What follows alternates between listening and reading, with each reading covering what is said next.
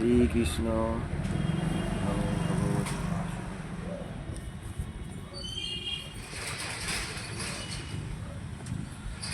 ধর্মক্ষেত্রে কুরুক্ষেত্রে সমবেতাযুৎসব মহানকা পাণ্ডবাশ্চর্য king কুর্বতি সঞ্জয়ম Gita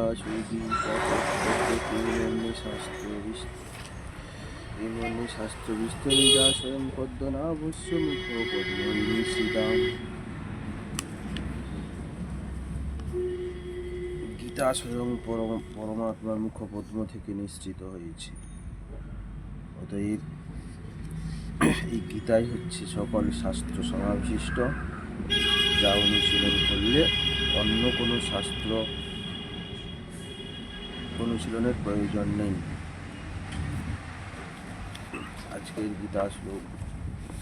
আজকের গীতা পাঠ নবম অধ্যায়, তৃতীয় শ্লোক। অশ্রদ্ধদান পুরুষা ধর্মশাস্ত্র পরন্তপ অপ্রাপ্য মাং নিবর্তন্তে মৃত্যুর সংসার অবর্তনী।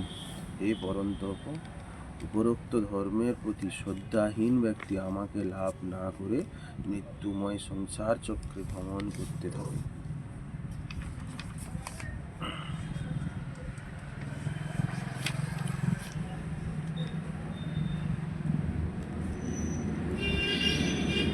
তারা ভগবান দিয়েছেন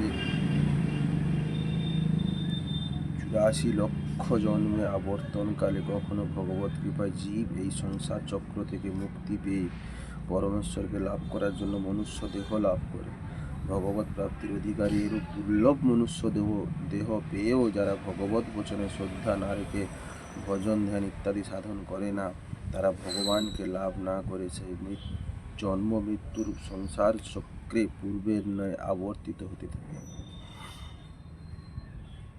ভগবান আগের শ্লোকে যে বিজ্ঞান সহকারে উপদেশ দেবার প্রতিজ্ঞা করেছিলেন এবং যার মাহাত্ম্য বর্ণনা করেছিলেন, এবার সেটির বর্ণনার উপক্রমে তিনি প্রথম দুটি শ্লোকে প্রভাব সহ তার অব্যক্ত স্বরূপে বর্ণনা করেছেন।